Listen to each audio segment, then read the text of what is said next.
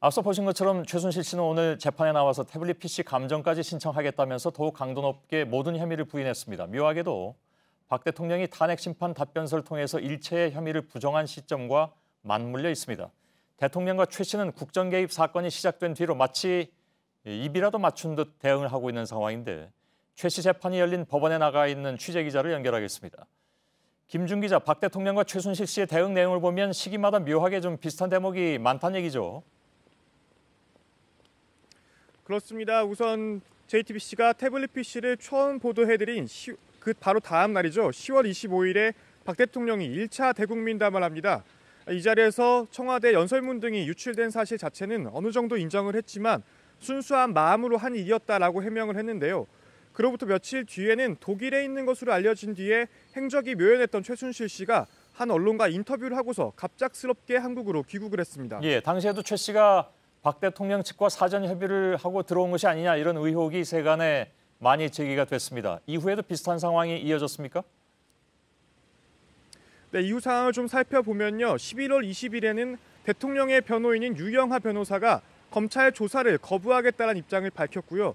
또 그로부터 며칠 뒤에는 최순실 씨의 변호인인 이경재 변호사가 변호사를 추가로 선임했다면서 강경하게 대응할 뜻을 비췄습니다. 또 지난 금요일에는 박 대통령 측에서 탄핵 사유를 하나하나 반박하는 답변서를 헌재에 제출을 했고요. 그로부터 3일 만에 오늘 열린 재판에서 최순실 씨 측 역시 검찰이 적용한 혐의들을 하나하나 모두 부인을 한 겁니다. 예. 그래서 크게 보면 하나의 시나리오에 따라서 움직이는 것 같은 양상이다 이런 분석인데 두 사람의 대응 논리와 진술 등은 사실 특검 수사나 아니면 탄핵 심판과도 직결된 문제이기 때문에 심각한 거죠.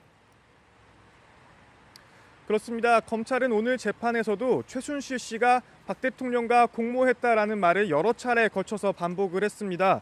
최 씨의 11가지 혐의 중에서 8개가 박 대통령과 공범 관계에 있는데요. 이 때문에 최 씨의 혐의가 입증이 될 경우 박 대통령의 혐의 역시 입증이 될 가능성이 높은 상황입니다.